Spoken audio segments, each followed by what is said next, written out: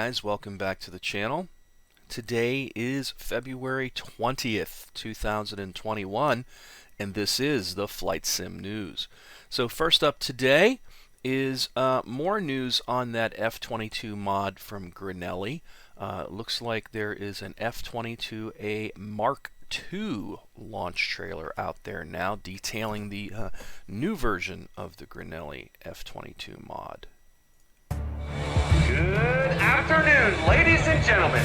And on behalf of the United States Air Force and its Chief of Staff, we would like to welcome you to the 2016 Royal International Air Tattoo.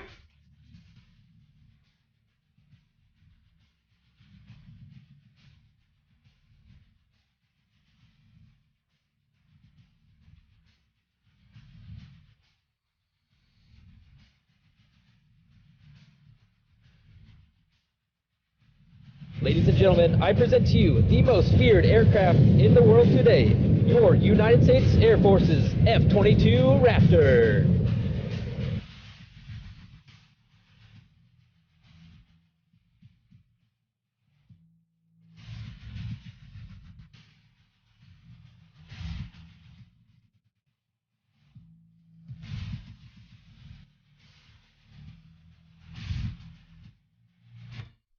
It's about 2 minutes long, and it's pretty freaking cool. I'll definitely throw a link to this in the video description below so you can check it out for yourself. Alright, next up is more on the F-22 Raptor and an F-35 mod that's supposed to be releasing in 2021. And this is by Hip Games. Tonight on Hip Games on the Spot News. The F-22A Raptor mod by Grinelli Designs is going to be released very soon, and the F-35 community mod latest advancements that bring it closer to release this year. Hello virtual pilots! In 2 days, more precise on the 20th of February, we will be able to get our hands on the F-22A Raptor made by Grinelli Designs as a free mod for DCS World.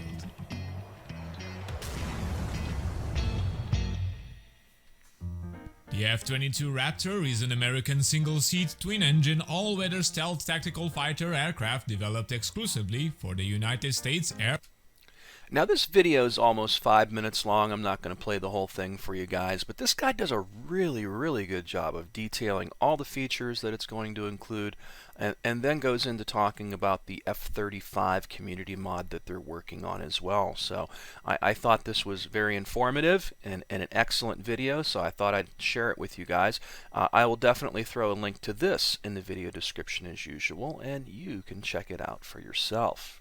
Alright, next up is an official post from Eagle Dynamics, and they go on to say, over the next coming weeks, a massive push is ongoing to prepare for the launch of DCS World 2.7. We are hoping to get there by the end of March, and we are full burners on the job.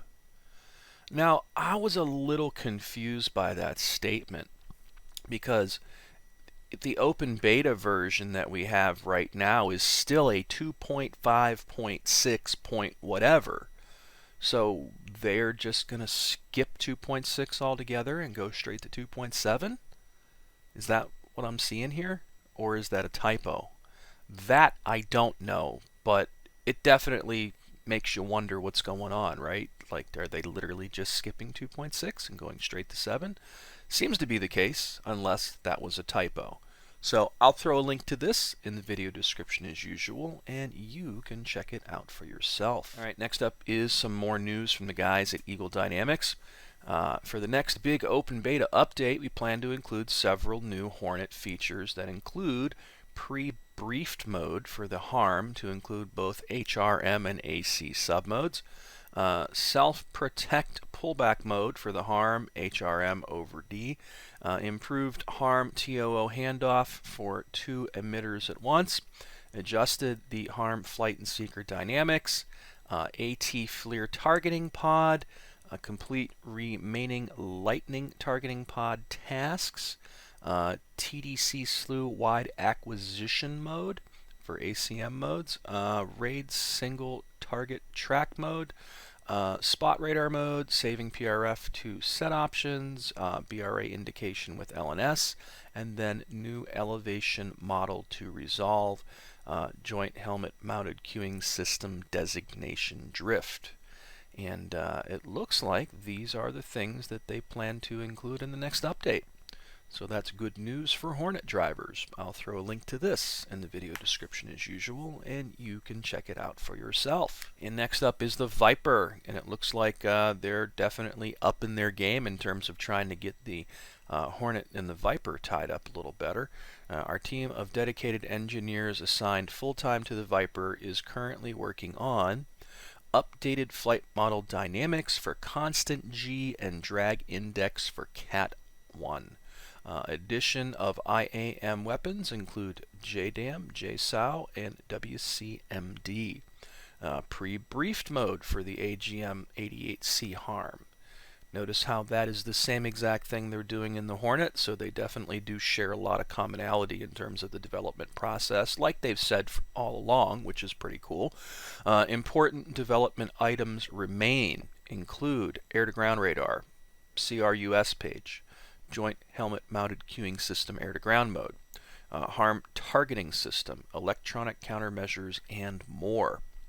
I'll definitely throw a link to this in the video description as usual, and you can check it out for yourself. Now, this was posted about a week ago, and somehow or another I just continued to miss it.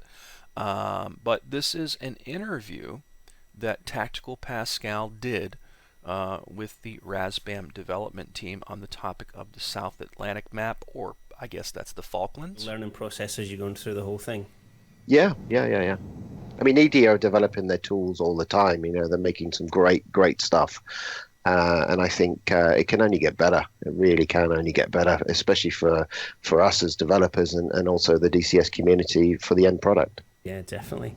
So with obviously the 2-year sort of initial process that you've had so far, how long is it going to be before we see community release? Do you have a rough time frame of when we'll see it released to the public? I'm hoping it's going to be this year. Hoping it's going to be this year. I was just trying to look at Ron's face to see if he'd react there when you said this year.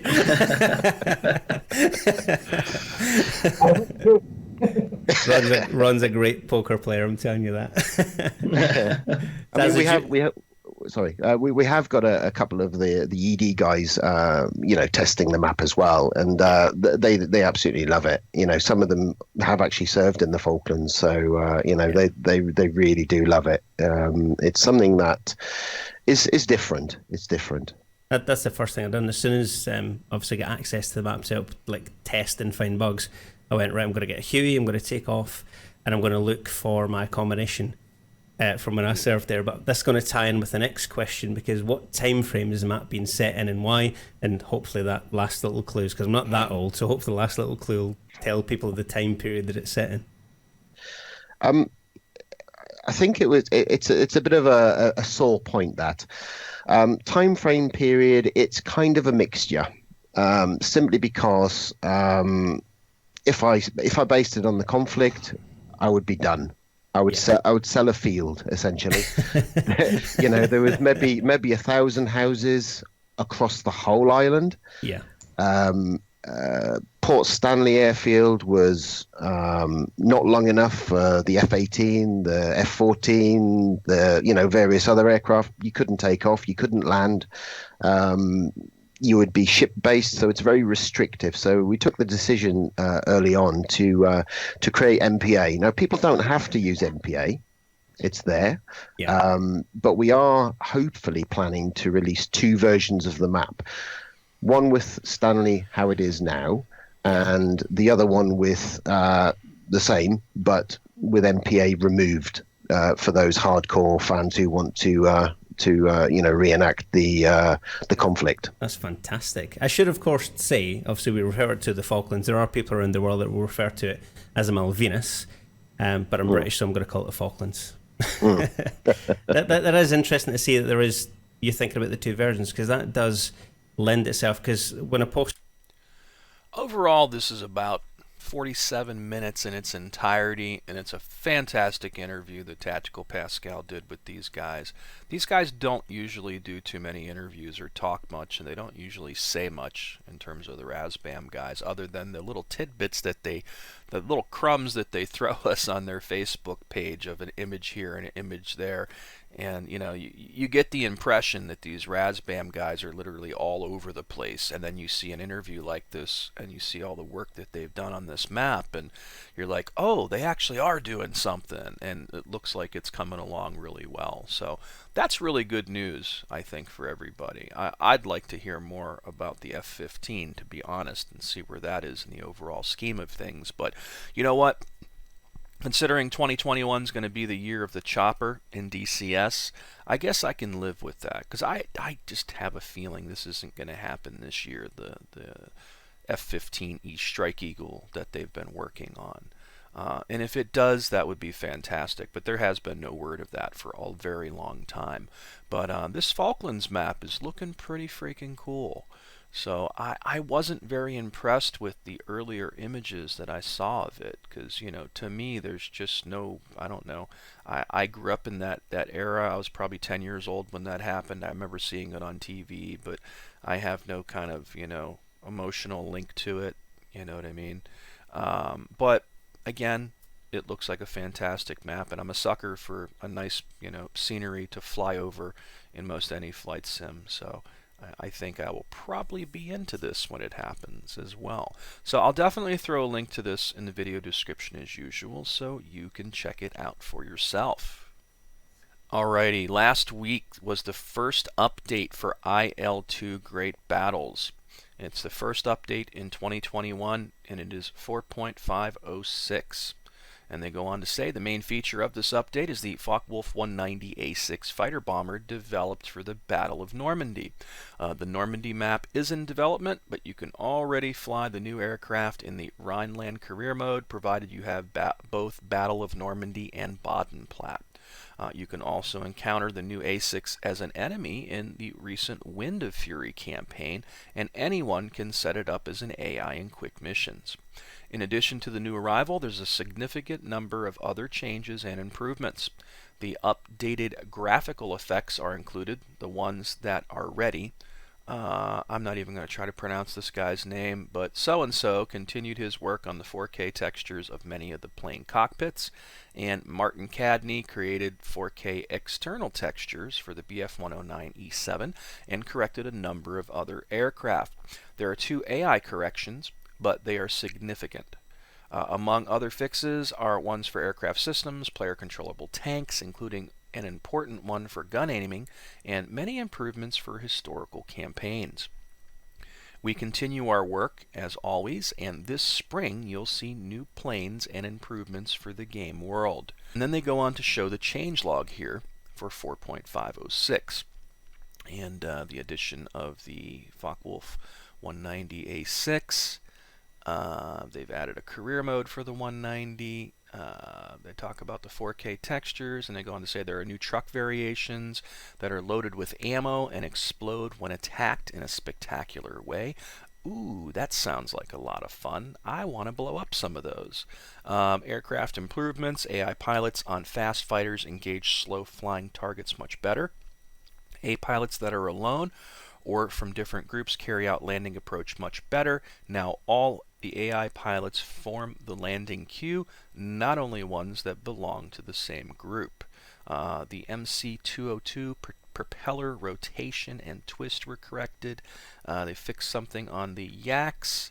On all aircraft with set mixture control positions, the current position is shown in the techno chat instead of the mixture percentage.